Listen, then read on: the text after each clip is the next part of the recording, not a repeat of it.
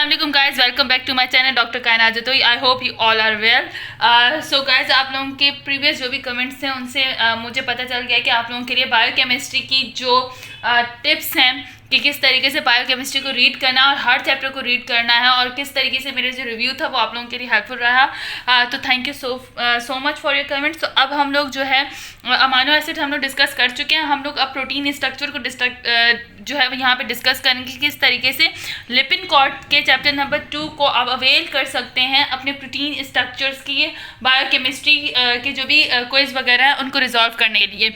सो बहुत ही important lecture है। आप लोग किस तरीके से प्रोटीन्स को कर सकते हैं। एक्चुअली प्रोटीन्स स्ट्रक्चर पे सीक्वेंस क्वेश्चंस भी आते हैं क्योंकि ये बहुत ही ज़्यादा इंपॉर्टेंट टॉपिक है related to first year MBBS student.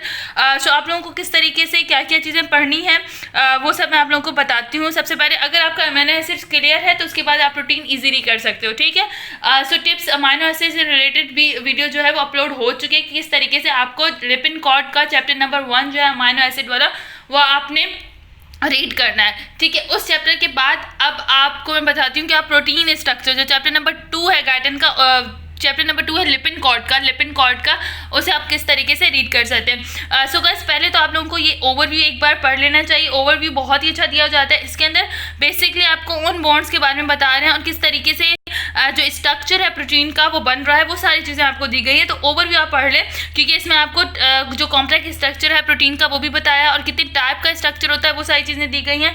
सो बहुत इंपॉर्टेंट है आप ओवरव्यू ले लें क्योंकि ओवरव्यू से ये होता है कि आप लोगों का एक आइडिया हो जाता है कि किस तरीके से अब आपको आगे चैप्टर को कैरी ऑन करना।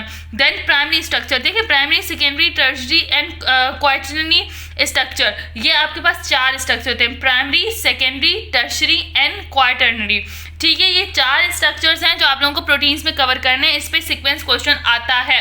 प्राइमरी स्ट्रक्चर में भी पूछ सकता है, सेकेंडरी स्ट्रक्चर से रिलेटेड तो बहुत ही इंपॉर्टेंट उसकी बॉन्डिंग वगैरह वो आता है। सो ये सारी इनकी एग्जांपल्स आपको पता होनी चाहिए और ये सब पता होना चाहिए कि ये स्ट्रक्चर हैं क्या प्रोटीन्स के, इसमें वो बात क्या कर रहा है क्योंकि ये बीटा शीट्स अल्फा हेलिकल्स इन तमाम के बारे में आपसे क्वेश्चन होते हैं।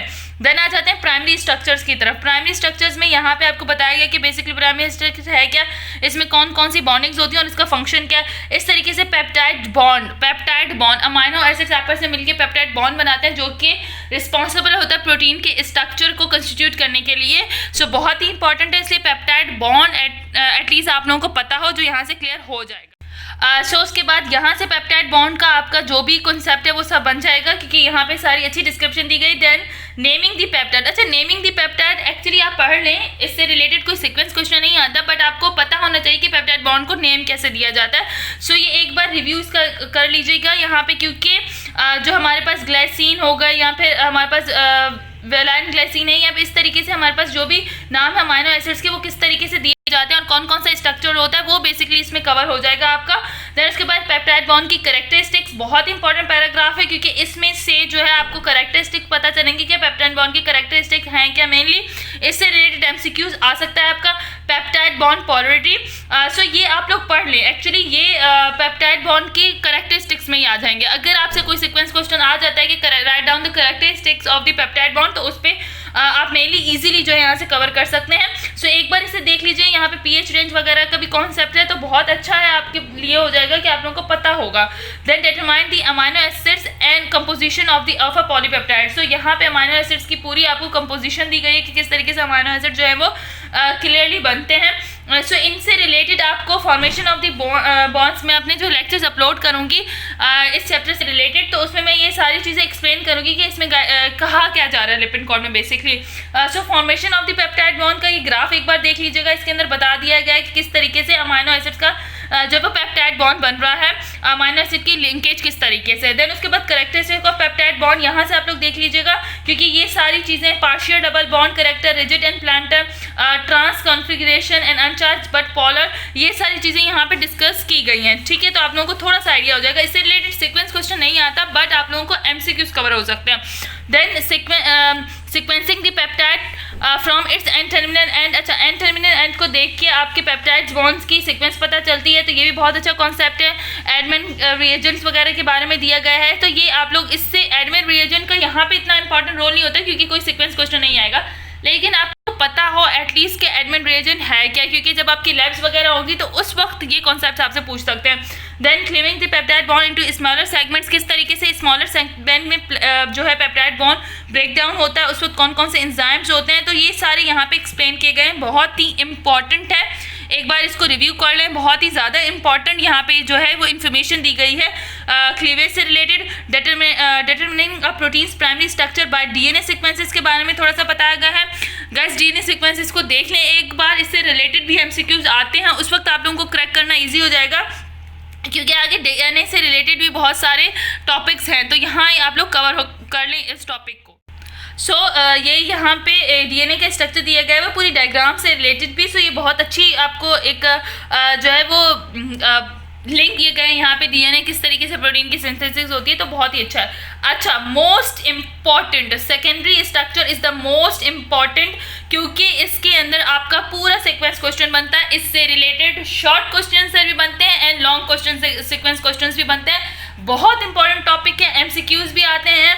बेसिकली इसकी जो बॉन्डिंग है लाइक अल्फा हेलिक्स हो गई, हाइड्रोजन बॉन्ड हो गए, अमाइनो एसिड्स पर trans amino acid that disrupt an alpha helix, beta sheet formation, comparing alpha helix and beta sheets, beta band most important है, इससे रिलेटेड MCQs भी आता है, सीक्वेंस क्वेश्चन भी आता है, तो इसको बार बार देख लें, यहाँ से आप लोग इसे बार बार रीड करें, मेरे लेक्चर्स भी अपलोड होंगे इससे रिलेटेड, तो बहुत इंपॉर्टेंट है।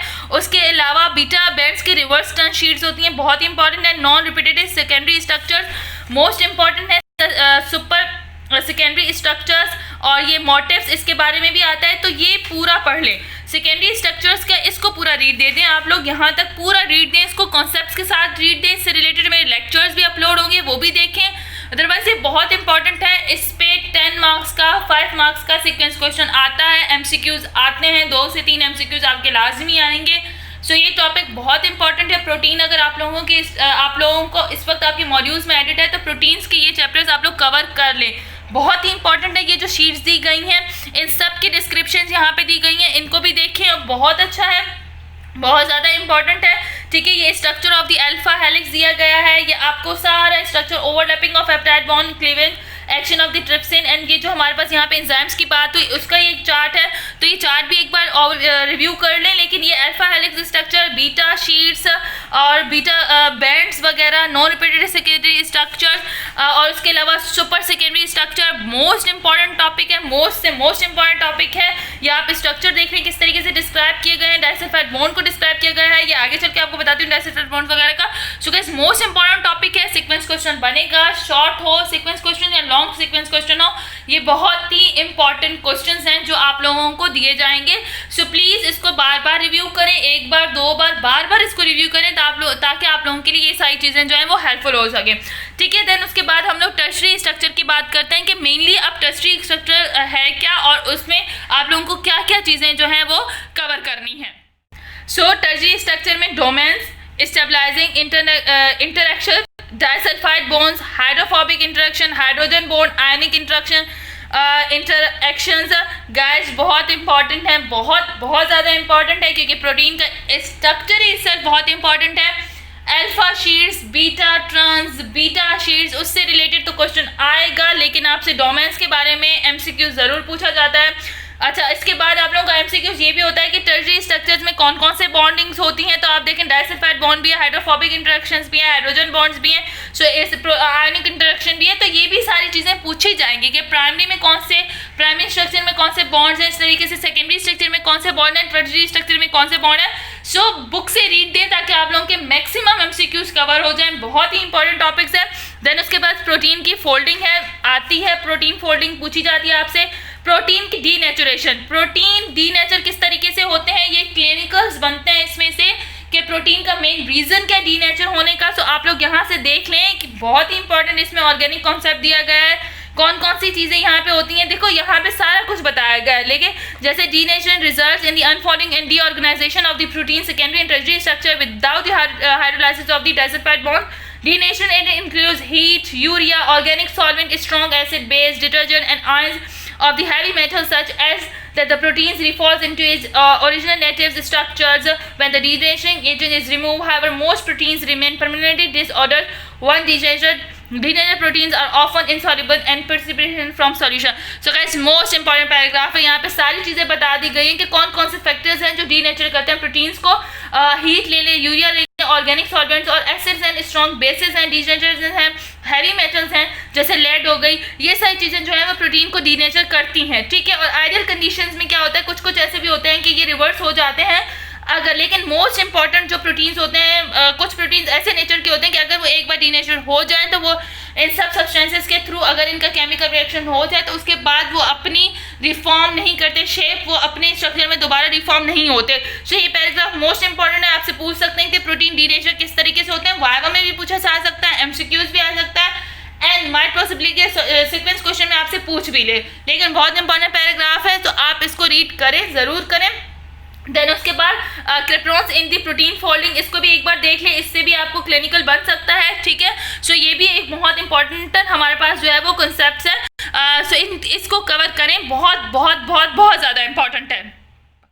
सो उसके बाद हमारे पास क्वाटर्नरी स्ट्रक्चर है. अब इस स्ट्रक्चर के बारे में आपको पता हो. ठीक है. बहुत ही इंपॉर्टेंट स्ट्रक्चर है. इसमें कौन कौन सी एग्जांपल्स हैं, किस तरीके से, इस पे भी सीक्वेंस क्वेश्चन आ सकता है. बट मोस्ट प्रोबेबली मैं कह रही हूँ सेकेंडरी स्ट्रक्चर्स पे आते हैं, टर्शरी स्ट्रक्चर्स पे आते हैं. क्वाटर्नरी से रिलेटेड आपके पास जो है एग्जांपल्स आ सकती हैं. ठीक है. इसके फंक्शंस आ सकते हैं. उसके अलावा ये ब्लू चार्ट एक बार ज़रूर देख लिया करें क्योंकि इसमें से क्लिनिकल्स बनती हैं, बहुत इंपॉर्टेंट.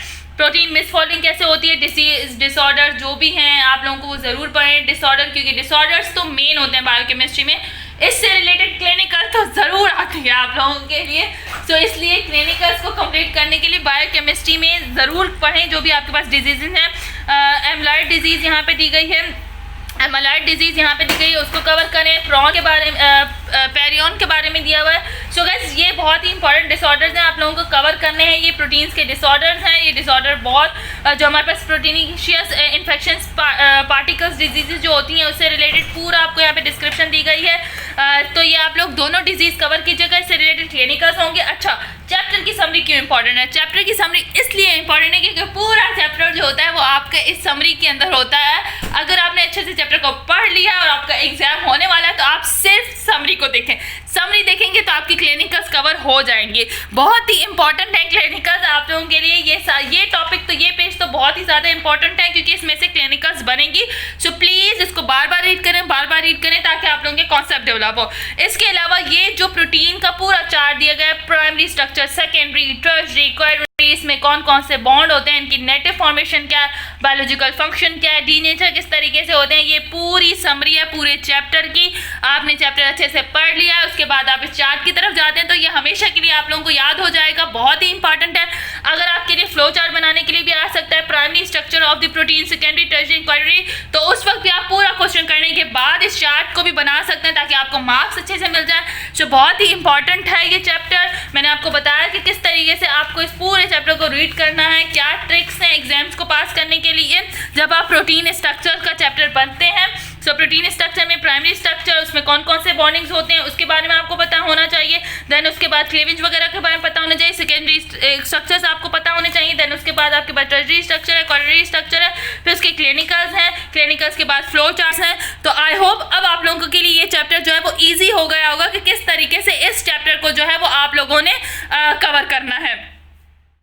आई होप अब आप लोगों के लिए चैप्टर 2 लिपिड कॉर्ड का कवर करना इजी हो गया होगा. आपके इससे रिलेटेड लेक्चर्स भी अपलोड होंगे कि इसमें एक्चुअली लिखा क्या गया है. हर लेक्चर अपलोड होगा, लेकिन अभी आप लोगों को बहुत इंपॉर्टेंट है बताना कि आपको बुक रीड कैसे करनी है ताकि आप लोगों के एग्जाम जो है वो अच्छे से हो सके और आपके मार्क्स आ सकें और आप एमसीक्यूज अच्छे से जो है वो क्लियर कर सकें. सो आई होप आज की वीडियो लेक्चर आप लोगों के लिए हेल्पफुल रहेगा और ये वीडियो, इस वीडियो का पर्पज़ ही यही था कि आप लोगों को पता चल सके कि आपको लिपिड कॉर्ड में से जो है वो इंपॉर्टेंट चीज़ें कैसे रिवाइज करनी है, याद करनी है, मेमोराइज करनी है ताकि आप लोग के एग्जाम अच्छे हो सके. सो इसी तरीके से आप लोग कमेंट्स करते रहें और मुझे बताते रहें कि आप लोगों की और कौन कौन सी क्वेरीज हैं ताकि मैं उससे रिलेटेड भी वीडियोस अपलोड करती रहूं. आई होप आप लोगों को सारे लेक्चर समझ आ रहे हैं. सो गाइस मेरे चैनल को लाइक करें, शेयर करें और सब्सक्राइब करें ताकि मैं आप लोगों के लिए और भी ज़्यादा वीडियोस अपलोड करूं और आप लोगों की स्टडीज़ जो है वो MBBS से रिलेटेड ईजी हो सके. सो टिल दैट, अल्लाह हाफिज़.